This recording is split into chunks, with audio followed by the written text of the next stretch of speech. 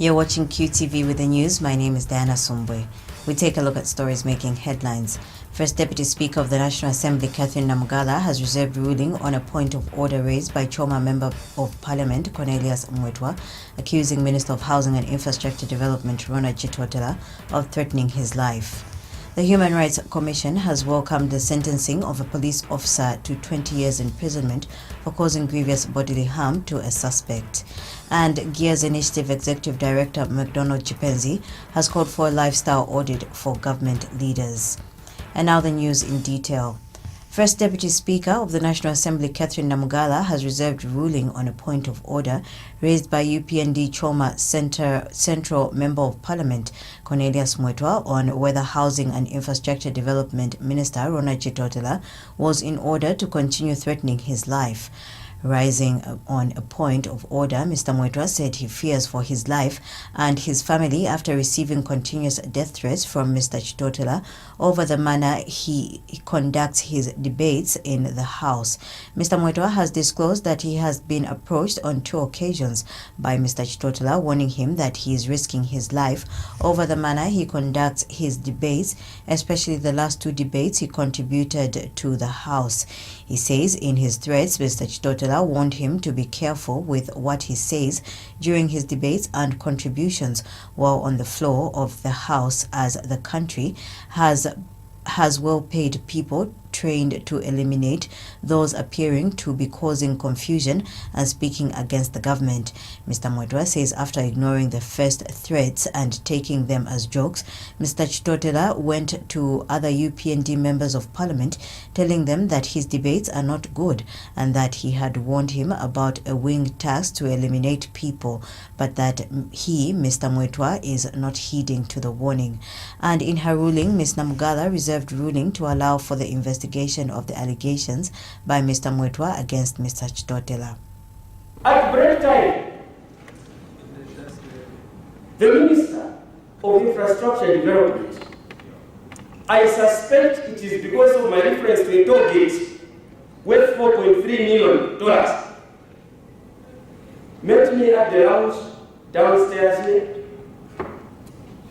and told me, "You are my chief. Meaning, why are you debating like that on the floor of this house? Don't you know that you are risking your life?" And I told him that me, I'm a policeman. I'm trained not to fear to die. He said, "This is serious. What I'm telling you is serious." And he said, "What I'm telling you is serious. If you don't know, there are people in this country who are trained, employed, and paid to eliminate people."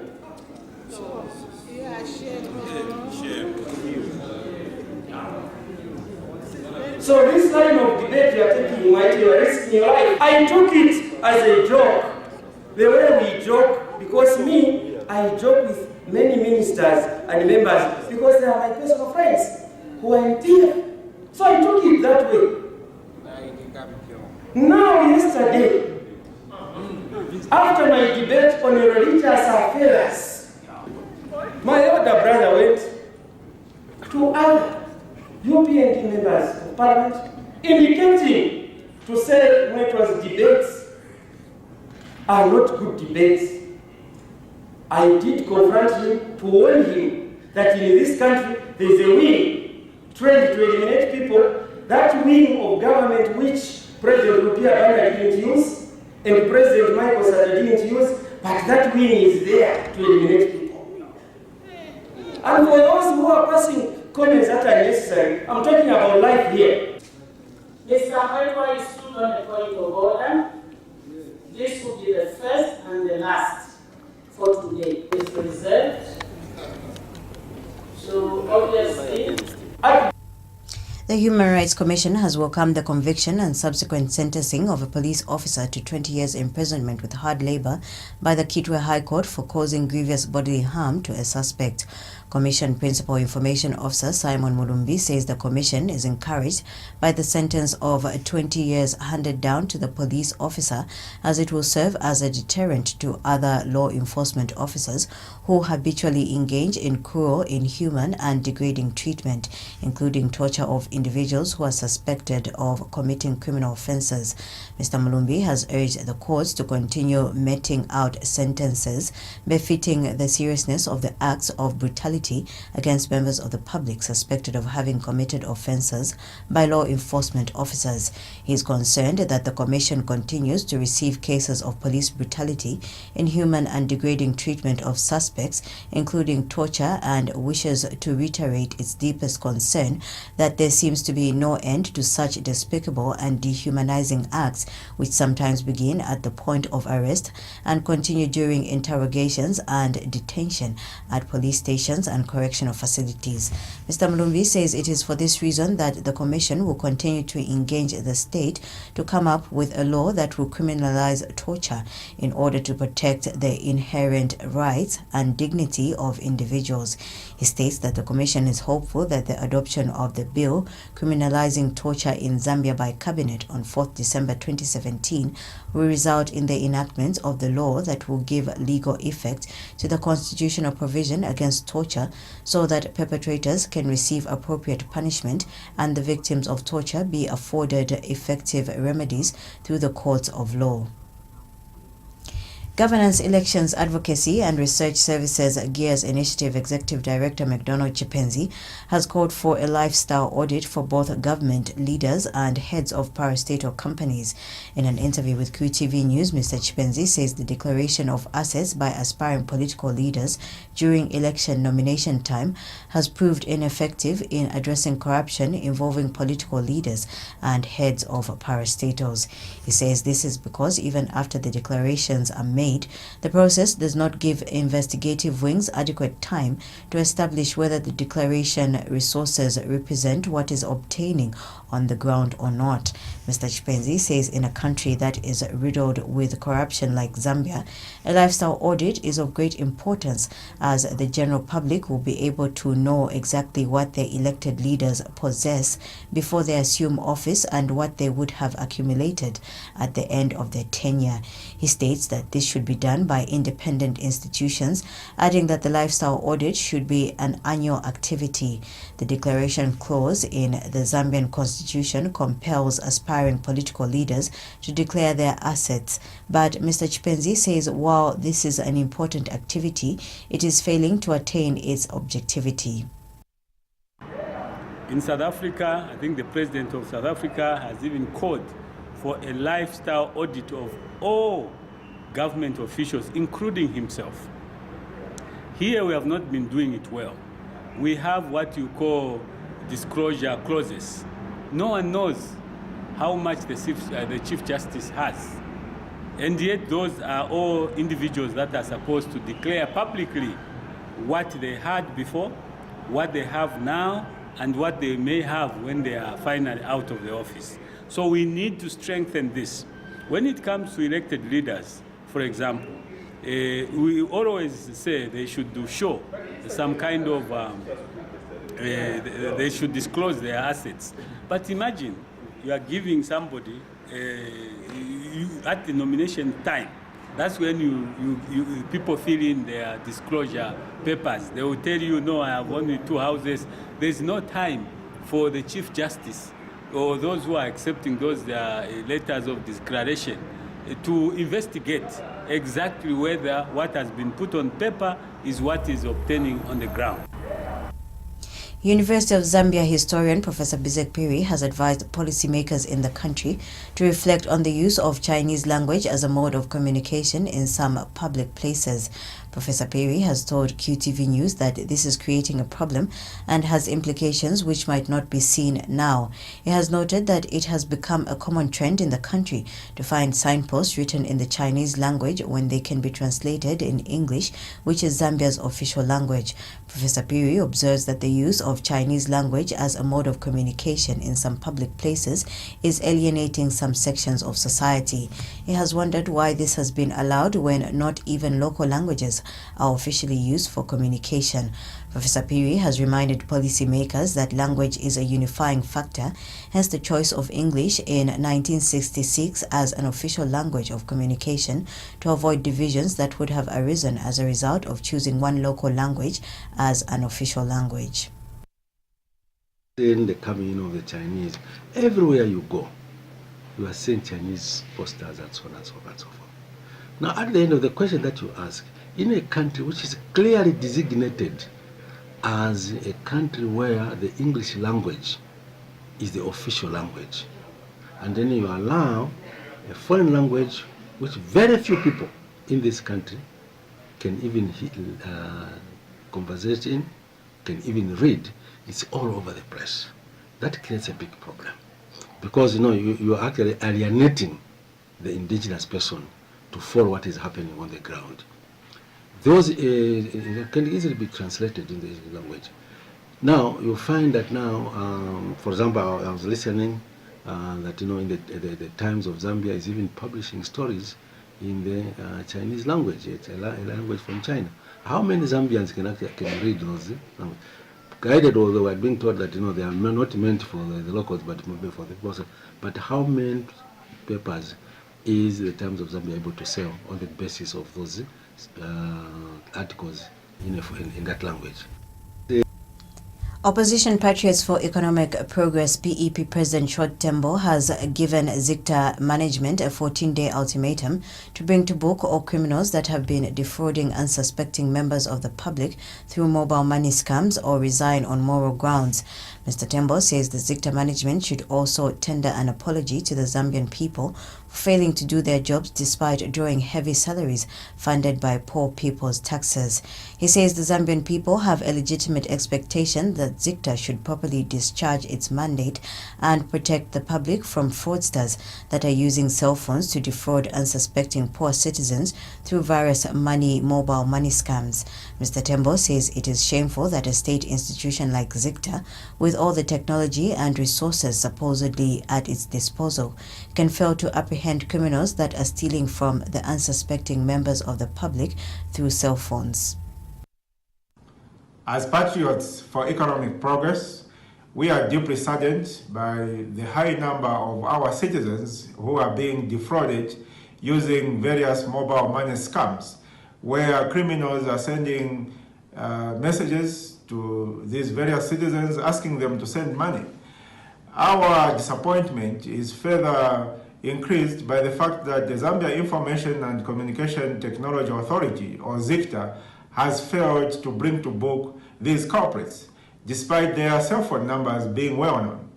We are disappointed because ZICTA exists for this particular purpose, and their failure to do their job is a source of concern to us. ZICTA is funded by taxpayers' money. Most of these taxpayers are poor people, and they have a legitimate expectation to expect ZICTA to protect them from these criminals and fraudsters. Therefore, we wish to pose a challenge to ZICTA to immediately bring these culprits to book, or the management and board members of ZICTA should consider resigning for failing to do their job. Former Minister of Transport and Communications in the Frederick Chiluba administration, William Harrington, has advised President Edgar Lungu to hold regular press conferences to address some of the contentious issues in the country. Mr. Harrington has told Kui TV News in a walk-in interview that the failure by the president to address the nation through press conferences on some of the issues of public concern is causing uncertainty in the citizenry. He says the president should desist from making mere commentaries on important issues such as the alleged sale of Zafico and other public companies at airports or when he is officiating at events. Mr. Harrington says the president should instead hold press conferences on such matters, which would give him ample time to make clarifications. He has advised President Lungu not to leave a legacy as a president who avoided engaging the electorate by not holding press conferences, which he says are mandatory for a head of state. I fully support calls by concerned citizens for the President of the Republic of Zambia to hold press conferences at regular intervals and whenever certain situations so demand. The obligation and need for the President to hold press conferences cannot be overemphasized. The President has developed a culture of making policy statements at airports whenever he's departing or arriving, or whenever he officiates at conferences, or whenever he officially opening infrastructure such as toll gates, and even whenever he's commissioning certain private structures in this country, like hotels. Mr. Harrington says press conferences should be regular and when the need arises. Former Secretary to the Cabinet Leslie Mbula has appealed to civil servants to desist from corrupt activities in the execution of their duties. Mr. Mbula says civil servants should emulate civil servants who served during his era, who executed their work to the good of society and within the stipulated guidelines.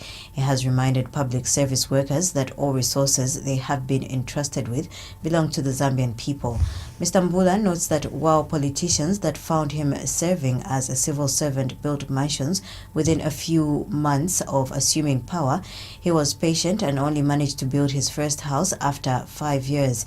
He says public service workers should desist from the current trend of wanting to live beyond their means, thereby resorting to corrupt activities. Mr. Mbula has served in the civil service for 46 years, with the last position he held being that of Zambia's High Commissioner to South Africa. I was dealing with defense matters that time, procuring uniforms for the cadets, finding places for the cadets. When we went, government sent us money, we bought things, we brought back the change to government. I was also one of those buying planes from Italy. Whenever there was change, we brought back to government. This is how it should be, that when you have resources to procure for the people, you do it according to the financial regulations, stores regulations. All these things are there written, you know, and anybody who does not follow them, it means they're up to no good. It's very important that when we serve the people, we serve so that it can be to the benefit of the people and not to the benefit of we as individual civil servants. The Zambia Environment Management Agency, ZEMA, has affirmed its commitment to fully addressing climate change issues in order to reduce the vulnerability of people to the effects of climate change through adaptation and mitigation and capacity building. ZEMA Operations Director Gift Sikaundi says the agency recognizes the important role stakeholders play in climate change issues and the management of the environment and natural resources. Speaking during a capacity building workshop on mitigation and climate reporting in Lusaka, Mr. Siakunda says ZEMA is committed to ensuring that capacity is built among key stakeholders to ensure successful identification and implementation of mitigation actions. He says Zambia has so far prepared an initial and second national communication and that this process will contribute to the preparation of the third national communication. Here's a report. Ideas for concrete actions to strengthen individual and institutional capacities to respond to the learning challenges posed by climate change is at the center of the workshop, Capacity Building for Tekinco Working Group member and greenhouse gas sector leads on mitigation and measuring report and verification. The workshop is being supported by the German government and Information Matters project. Coming to this workshop, I'm delighted to see this workshop take place in Lusaka, or this training take place in Lusaka, because I really do believe that information does matter.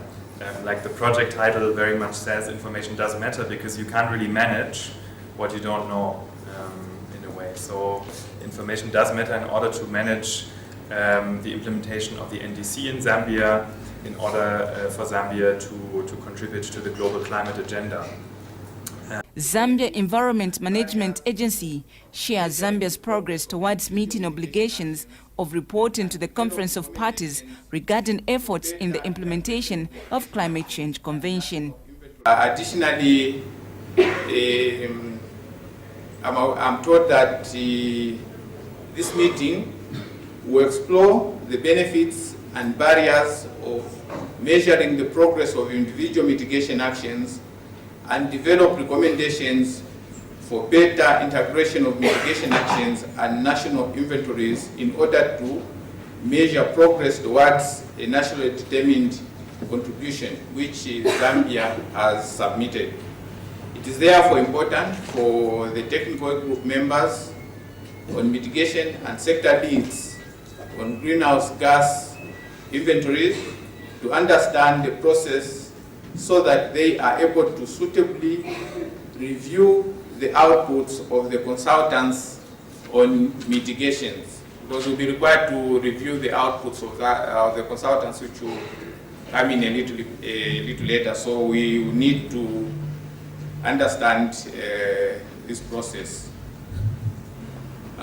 You may wish to know that the means of lands and natural resources is the focal point for the UNFCCC in Zambia, and as such, it is tasked with preparing the national communications in Zambia. This ministry has delegated this function to Zambia Environmental Management Agency, and we are very grateful for giving us this task. So far, the country has produced the first and the second national communications, and we are currently working on the third. Ministry of Land, Climate Change and Natural Resources Acting Director Ephraim Mwenyashitima had this appeal to participants. I've indicated that the MRV system, for instance, or the enhanced reporting framework itself is still being developed, but we hope it will be finalized in Katowice, Poland, just a few weeks from now, where COP24 will be taking place. And so the training could not have come at the right time, so that when this is finalized, at least we will not be starting from the scratch, as the country will have done some basic training in these, which will just keep on building on as we commence on our reporting framework. So the training is useful not just to the implementation of the national determined contribution, but also to ensure that we can now regularly be able to submit, to prepare and submit quality reports, which will be required under the enhanced reporting framework. As you know, what we've been submitting up to now are only national communications, which by and large we've been preparing every 4 years. We have submitted 2 so far, and we are working on the third.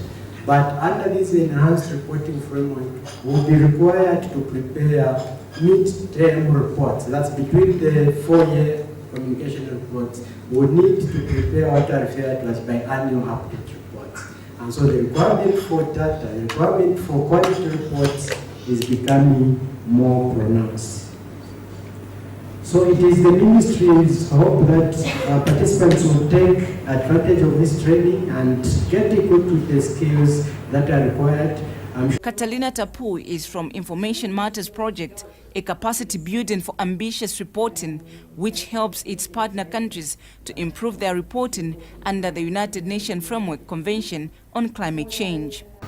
For the implementation of the project, Information Matters collaborates with consultancies specialized in MRV methodologies, for instance, Ricardo Energy and Environment. And furthermore, the project also collaborates and coordinates its work with other institutions and initiatives working in the field of transparency and climate reporting, such as United Nations organizations as UNEP or UN Environment, and ICAT, that's the Initiative for Climate Action Transparency, or CIT, the Capacity Building Initiative for Transparency. Global warming and climate change is one of the most extensively researched and discussed topical issues affecting the environment. Favorite Kalando reporting for QTV News in Osaka. Government says talks to revive the Zambia-China Mulungushi textiles are still ongoing. Central Province Minister Sidney Mushanga says the talks are between the Zambian and the Chinese governments. Mr. Mushanga says the talks have since reached presidential level following the visit President Edgar Lungu made to China, where he met his Chinese counterpart Xi Jinping. In an interview with QTV News, Mr. Mshanga says that the two governments are seeking to find a suitable investor who will reopen the textile company. He says the talks are expected to be concluded in 2019. And even when His Excellency traveled to China, I was not in that delegation.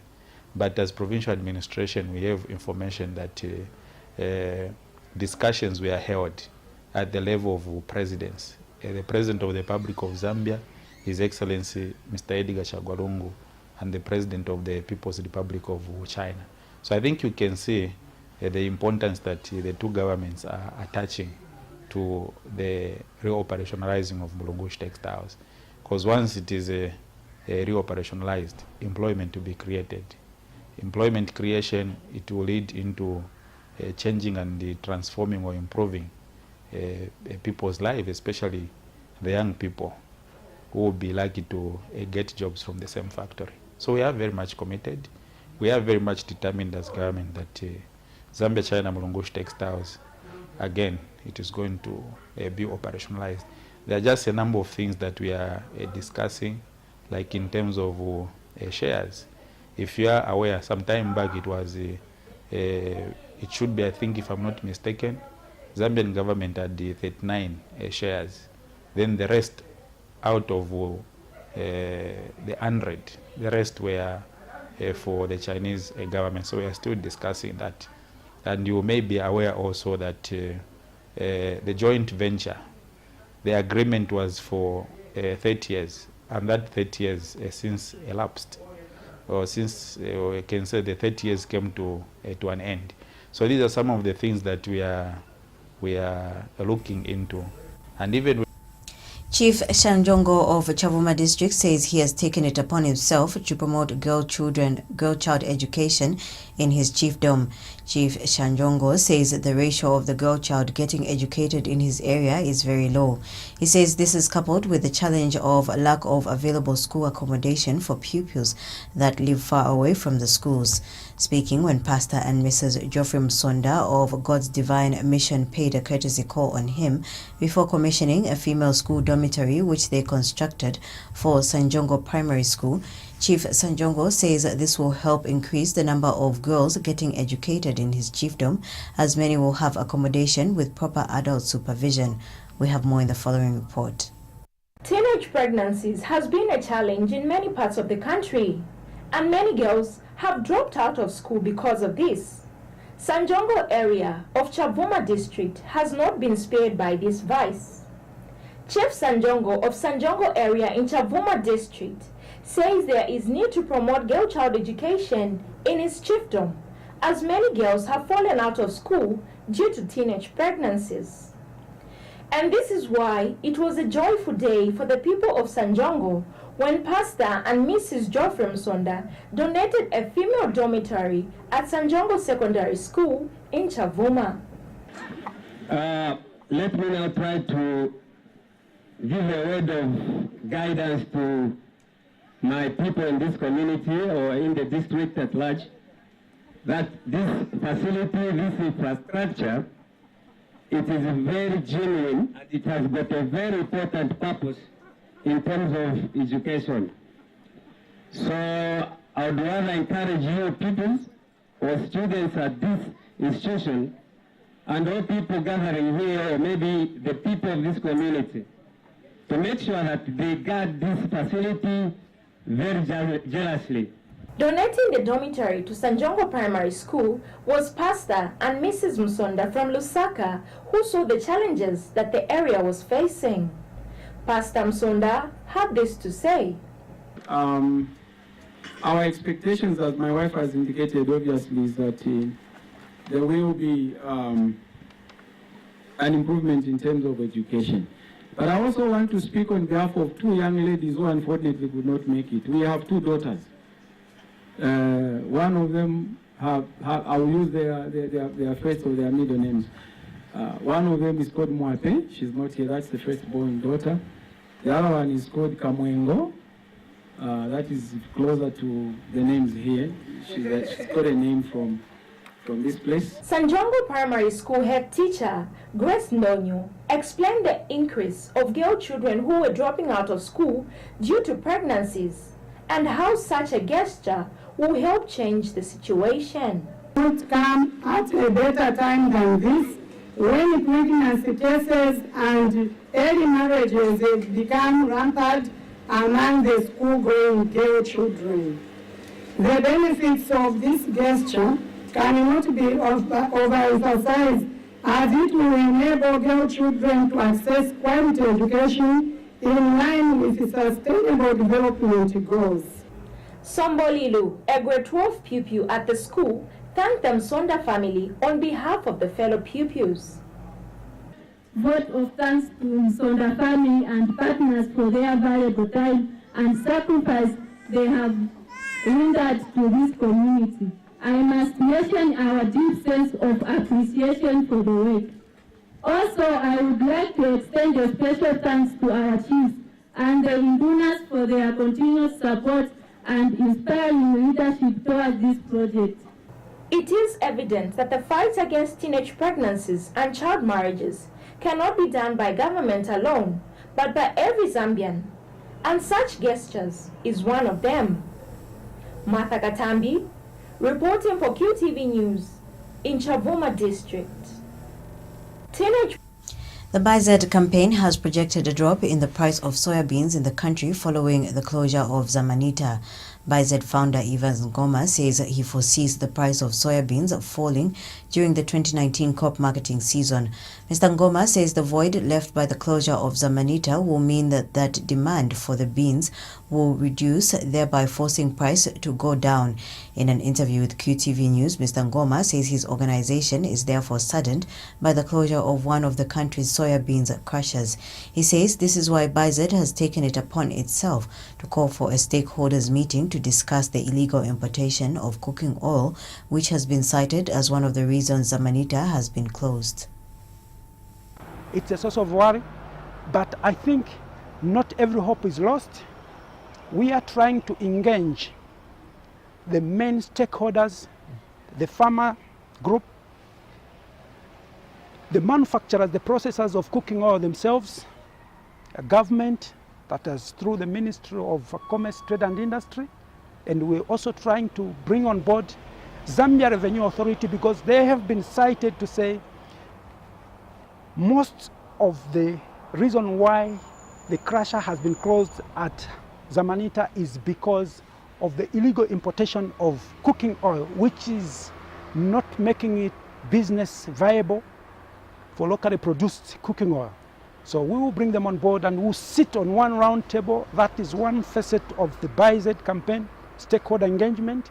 We will want to try and see if we can come up with a lasting solution. The Civil Aviation Authority CAA has declared itself ready to certify the yet-to-be-launched Zambia Airways.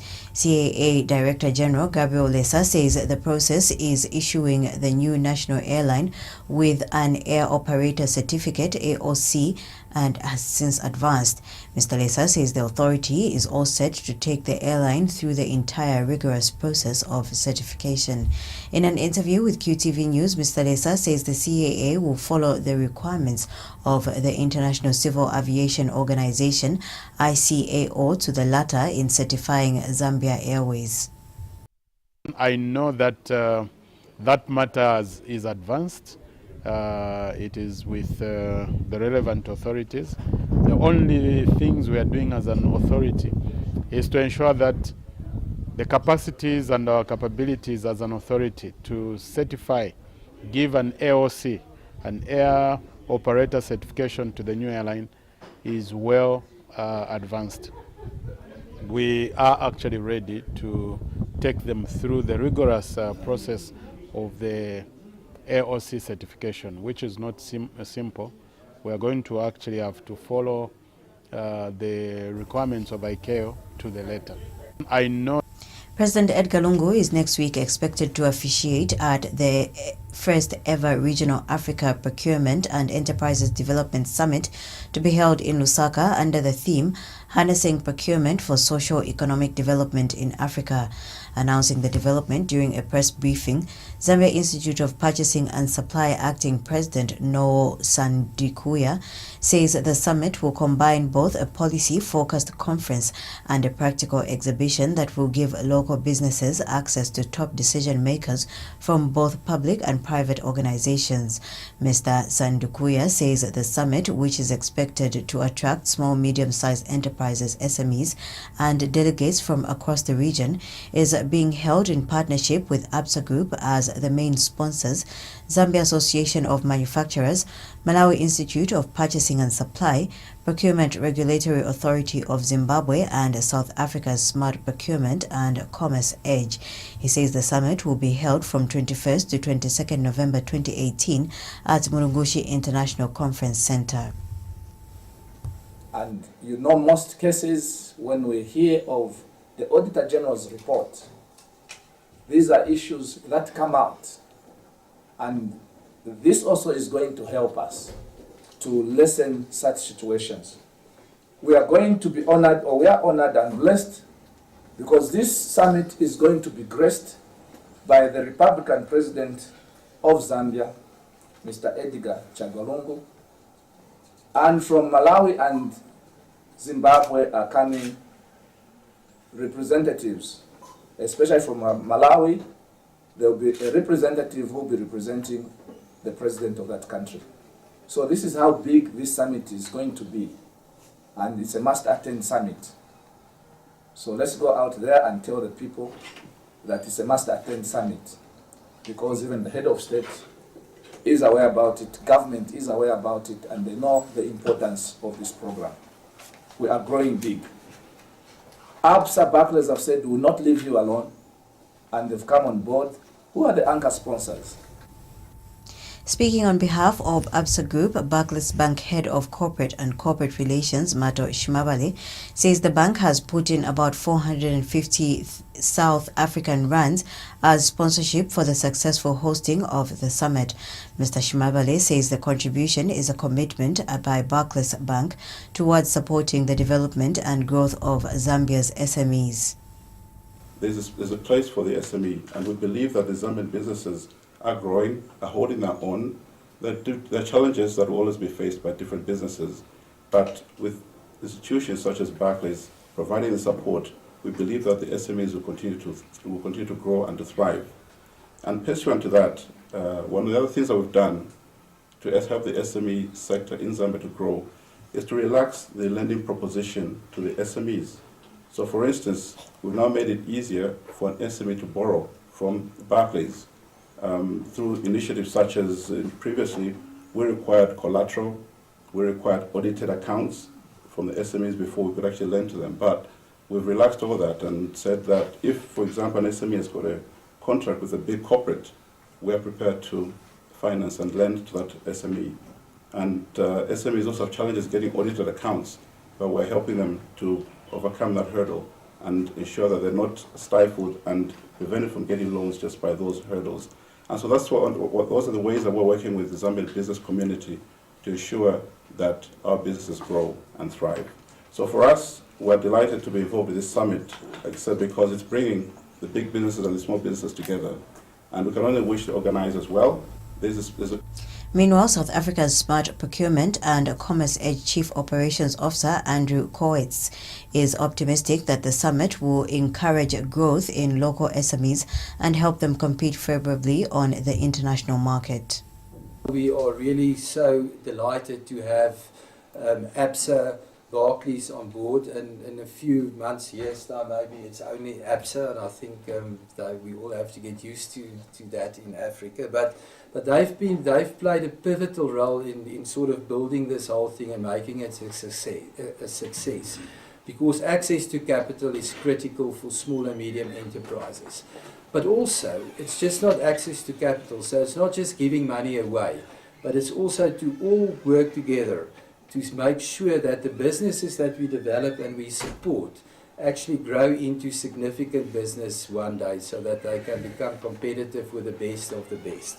So I think if you look at the partners, if you look at everything and our experience, we are really excited about this event and what it can actually deliver and how we can actually see this event actually becoming an annual event where people will flock to, first of all, to actually transact a network, but also additionally to come and learn. Because if you look at our agenda, we've really sat down and carefully looked through this agenda to make sure that whoever comes to this conference will walk away there as a delegate, as an exhibitor, as a participant, with some really knowledge that they've built, that they've picked up, some skills, because it's not only presentations, there are opportunities for case studies, companies that actually made a success of this whole difficult issue. How do we develop small and medium business? We are. To end the news, we take a look at stories making headlines once again. First Deputy Speaker of the National Assembly, Catherine Namugala, has reserved ruling on a point of order raised by Choma Central Member of Parliament, Cornelius Mwetwa, accusing Minister of Housing and Infrastructure Development, Ronald Chitotela, of threatening his life. The Human Rights Commission has welcomed the sentencing of a police officer to 20 years imprisonment for causing grievous bodily harm to a suspect. And Gears Initiative Executive Director McDonald Chipenzi has called for a lifestyle audit for government leaders. On that note, we come to the end of the news. From me, Diana Sumbwe. Thank you for watching.